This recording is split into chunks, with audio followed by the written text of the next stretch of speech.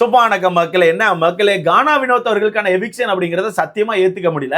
நேத்து நைட் எல்லாம் பாத்தீங்கன்னா கானா வினோத் அவர்கள் எவிக்ட் ஆன உடனே மக்கள் பல பேர் வந்து ஒரு மாதிரி கொந்தளிக்க ஆரம்பிச்சிட்டாங்க. ஒரு சைடு பார்த்தா மக்கள் எல்லாமே பயங்கரமா கதறி அழுதுட்டு இருக்காங்க. இன்னொரு சைடு பார்த்தா பயங்கரமா காண்டாயிட்டாங்க. என்னடா இது, என்னடா ஷோ நடத்துறீங்க, வின்னர் ஸ்டேஜ்ல இருந்த ஒருத்தனை எப்படா நீங்க பெட்டி எடுக்க வைப்பீங்கன்னு சொல்லிட்டு ஒரு மாதிரி கடுப்பாயிட்டாங்க.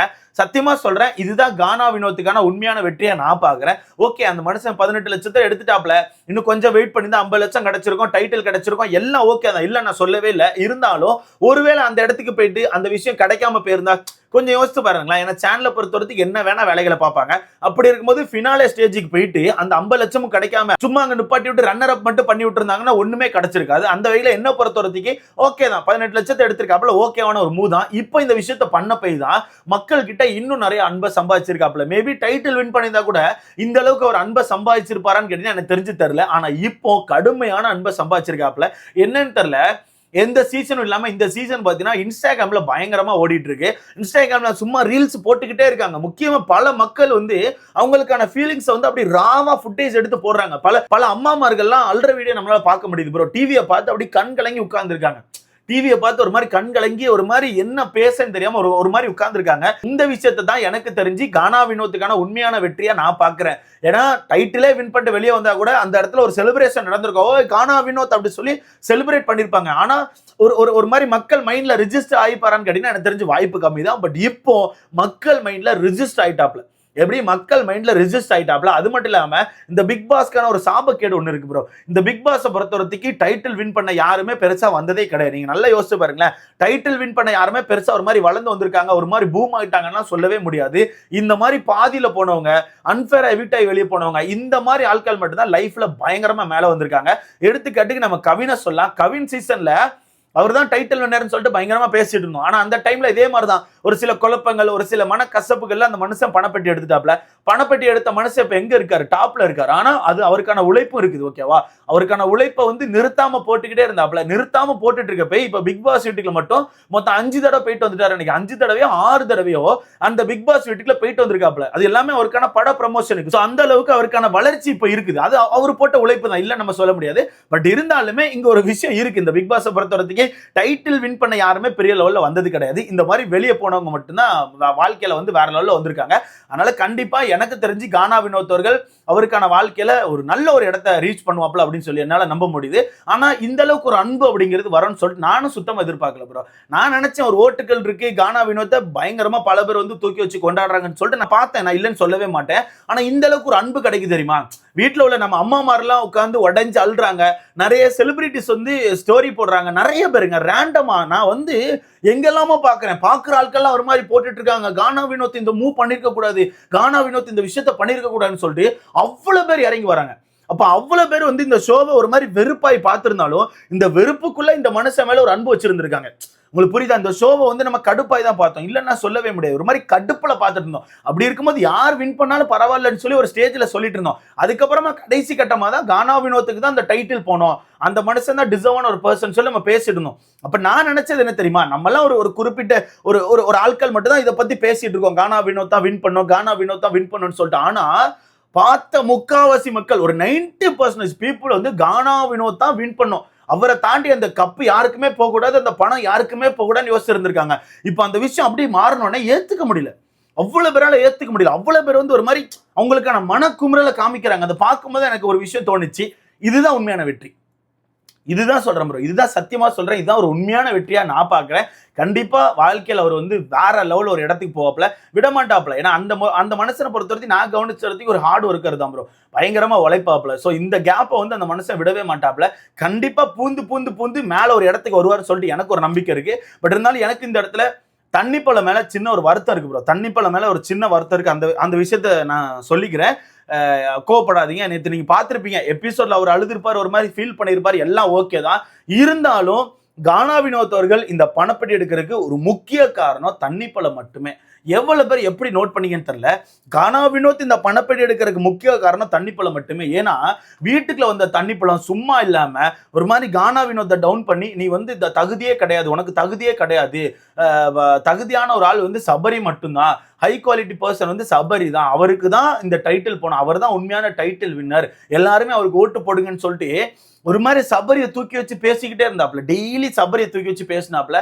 இப்படி பேச பேச அந்த மனுஷனுக்குள்ள இருந்த அந்த ஒரு கான்பிடன்ஸ் அப்படிங்கிறது உடஞ்சிட்டு.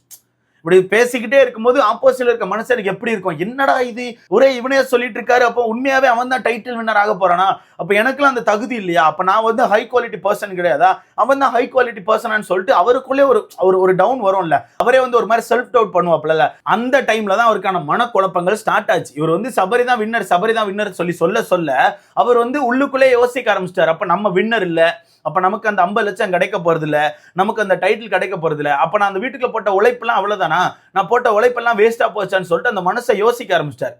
ரொம்பவே யோசிக்க ஆரம்பிச்சாரு. பல இடங்கள்ல தண்ணிப்பழ வந்து டவுன் பண்ணி பேசினாப்ல. இருந்தாலும் பரவாயில்ல, அந்த கல்லுக்குள்ளேயும் கொஞ்சம் ஈரம் இருந்திருக்கு.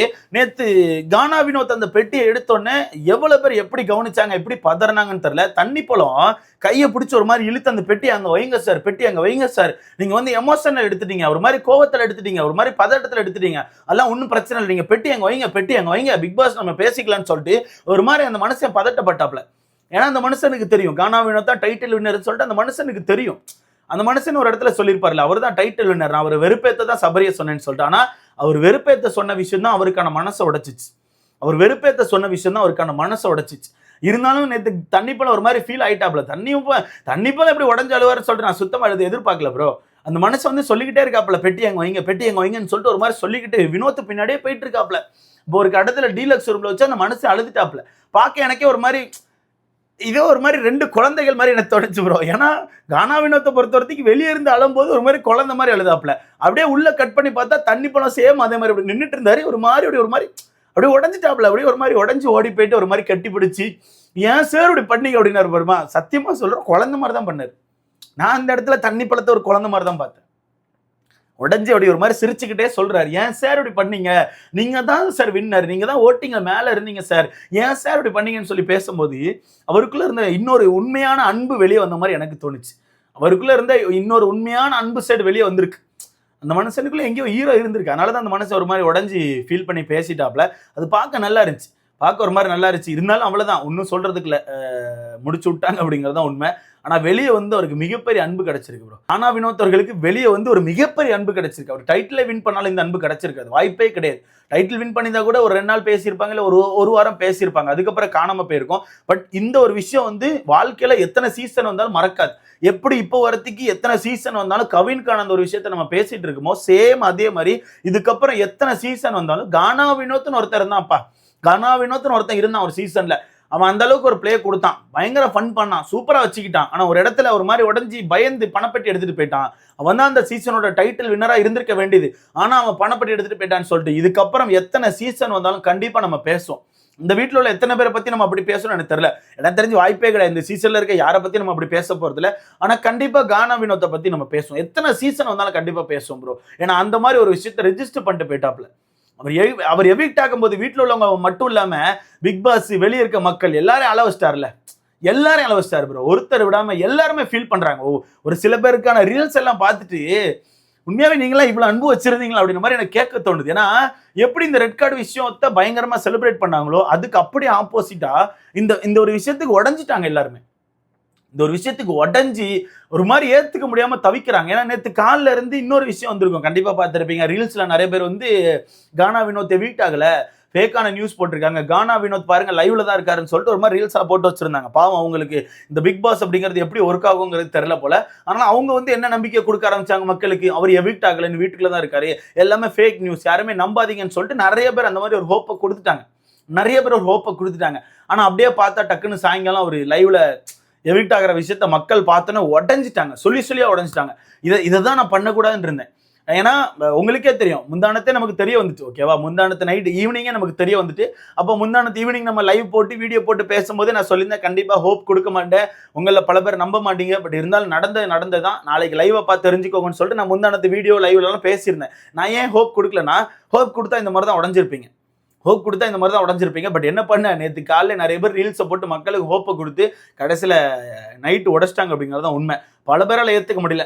ஸோ இதை பத்தி உங்களுக்கான கருத்து என்ன? கானா வினோத்துக்கான அன்பு, கானா வினோத்துக்கு கிடைச்சிருக்க இந்த அன்பு, இதை பத்தி உங்களுக்கான கருத்தை மறக்காம கமெண்ட்ல போடுங்க. வீடியோ லைக் பண்ணிக்கோங்க, சேனலை சப்ஸ்கிரைப் பண்ணிக்கோங்க. அடுத்த வீடியோல பார்க்கலாம்.